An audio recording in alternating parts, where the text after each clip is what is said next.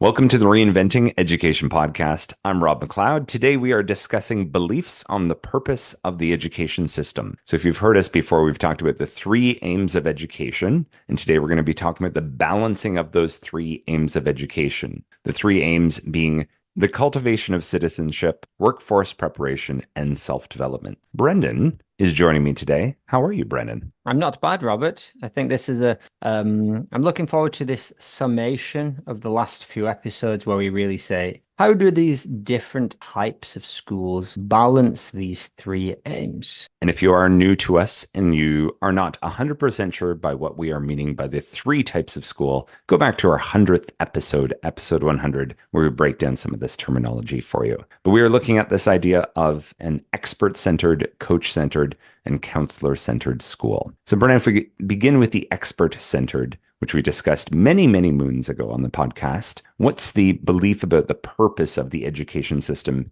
in that expert world? Yeah, and as we'll keep saying, all three of these types of schools all do focus on all three of these aims. They're a shared set of aims, but in the expert-centered approach, the focus is much more on the building of dutiful citizens that can meet those societal expectations, where service is really important, where hierarchy and duty is absolutely key.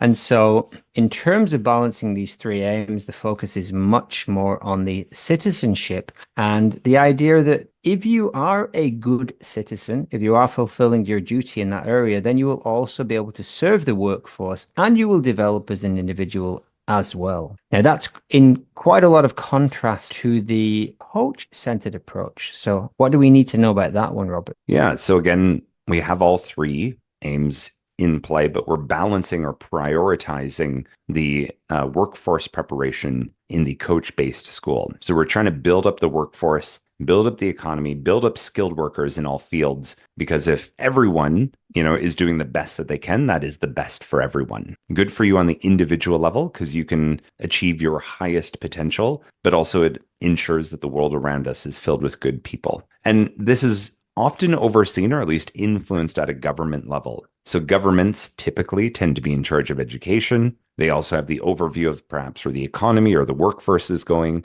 and they will prioritize certain things within the education systems at any given time. We've used the example many times now of the tool and die in Ontario. If you were a student graduating in the late 90s, there was a need for tool and die workers and apprentices. So I think every student in Ontario had the question posed, have you considered tool and die? And that would have been coming directly from a government initiative. The idea here being that if you are doing as well as you can as a contributor to the economy, you are also being a good citizen and ensuring, the quality of the citizenship. And as well, you can develop yourself as someone who is pursuing your personal best within the world around them. So there's this focus on autonomy, goal-oriented growth within this framework. So not necessarily like, hey, what are you into? Go chase your bliss, but rather within this system, within this economy, what do you wish to achieve? That is being prioritized in that coach approach. But today we're here to discuss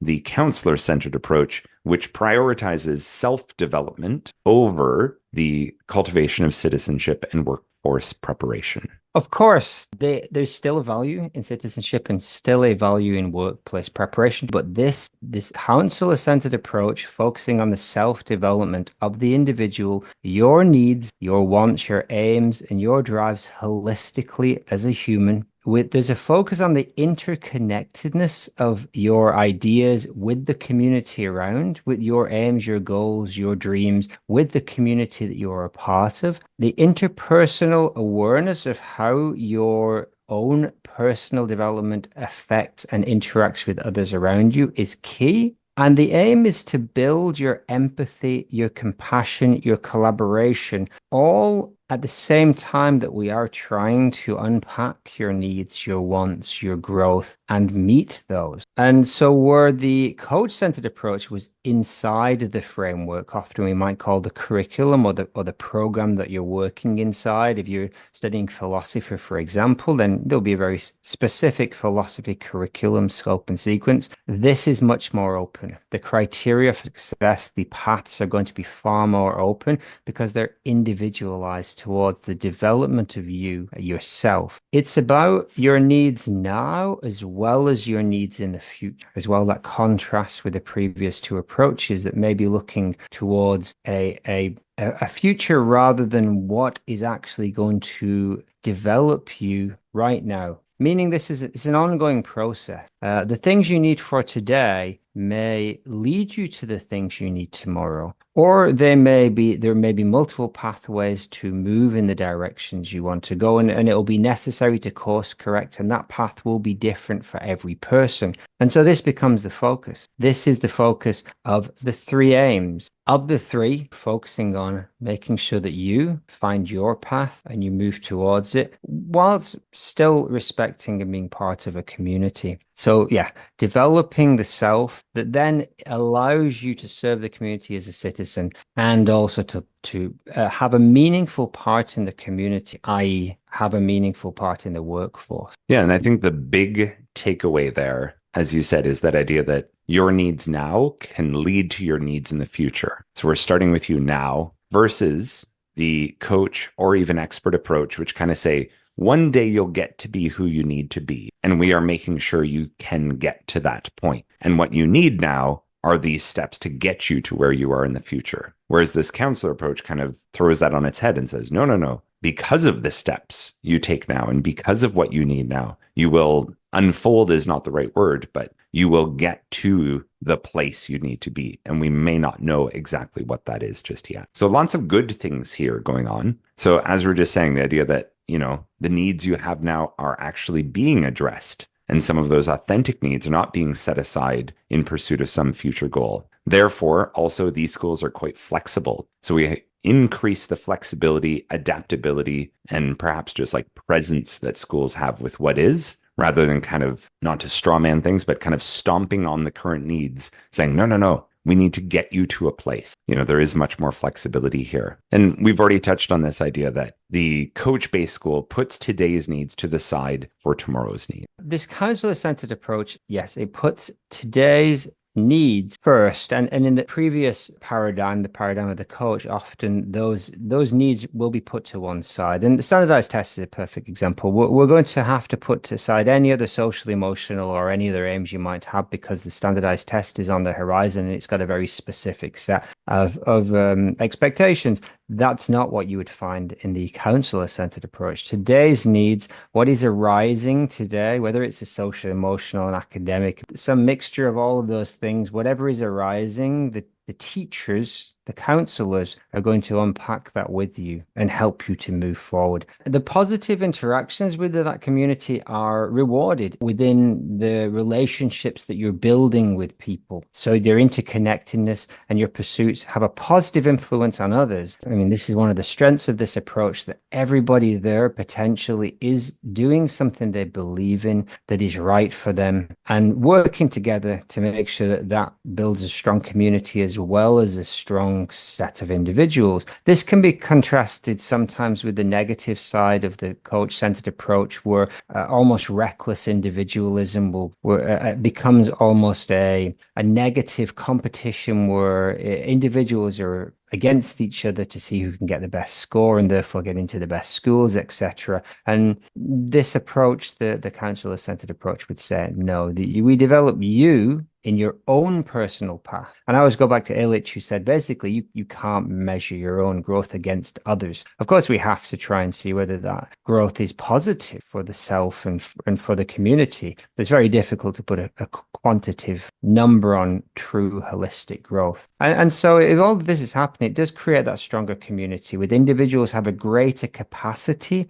within themselves to be a citizen, to be a member of that workforce. This is, sometimes we say that there's a straw man of the counselor-centered approach, that we're breeding people who only want to do what they want. I would say that is not the positive version of this approach. The positive version of this approach does build resilient, creative, critical thinking individuals who realize when their actions are not having a positive effect on others, and they make changes. They're reflective. And so the positive of this is that we do have a bunch of people that are able to reflect on the impact and to develop themselves and to develop others as part of a community. Not sure if there's anything else you want to add there, Rob, but there are definitely concerns from people in this area as what we might call bathwater, Robert. What of that? Well, the default criticism, as you were just alluding to, is this idea that we're throwing away dutiful citizenship. We're getting rid of this idea of, there are just some things you need to do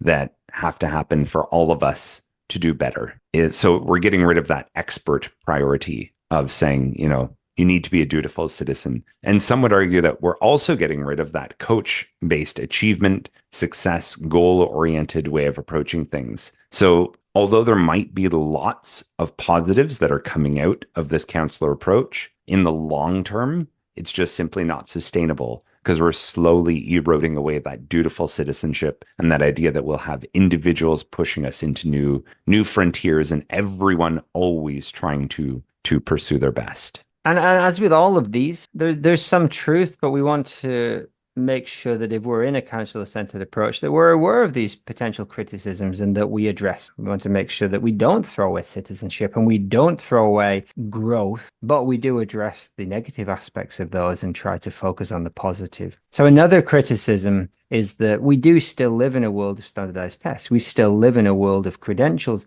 and you will not get good scores on those tests with this approach. If we are tailoring a curriculum to what a student wants, even if it is done in an authentic and consistent way that really does build critical thinking skills and really does build the capacity for inquiry and the capacity to develop and grow as an individual, those aren't the things that are on those standardized tests. And sure, the argument can be made that, that holistic growth puts you in a good position to pass these tests. What actually, from the perspective of the coach approach, gets you ready for these tests is to be drilled for the test. You win a 100 meters race by practicing the 100-meter and developing your skills in that area. And anything broader than that, while it might develop you, you will not achieve. And if we carry this out further, if we have entire swathes of the community or the society or the country not meeting these academic goals, this will actually have a negative impact on the economy and could affect the community's ability to function within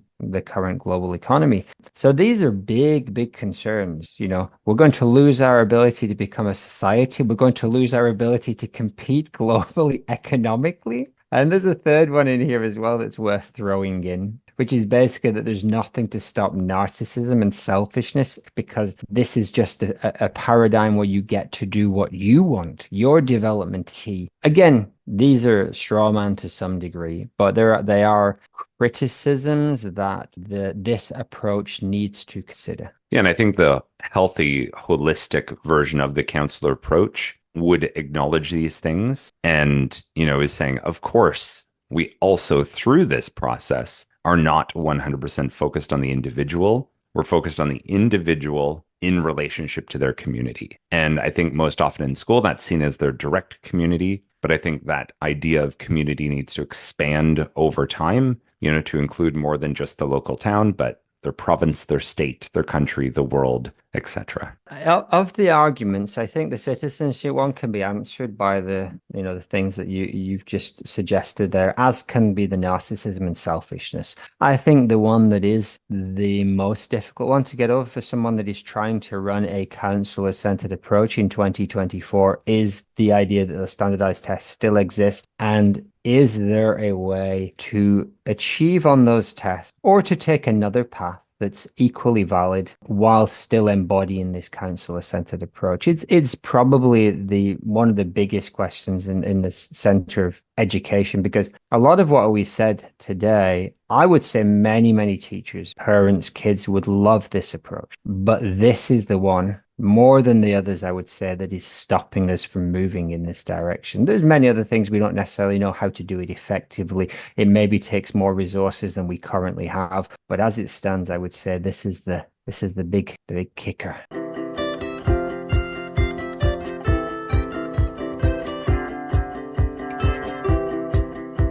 Enjoy the chat, Brennan. Thank you. Yeah, thank you, Rob. So hopefully you got a good understanding of the way that the counselor-centered approach deals with these three aims of school, of citizenship, of the workforce, and of the individual self-development. Yeah, we'd love to hear what you think. Please be sure to go back and check out episode 100 if you want to get more details on what these types of schools look like. Thanks, Rob. Thanks, Brennan.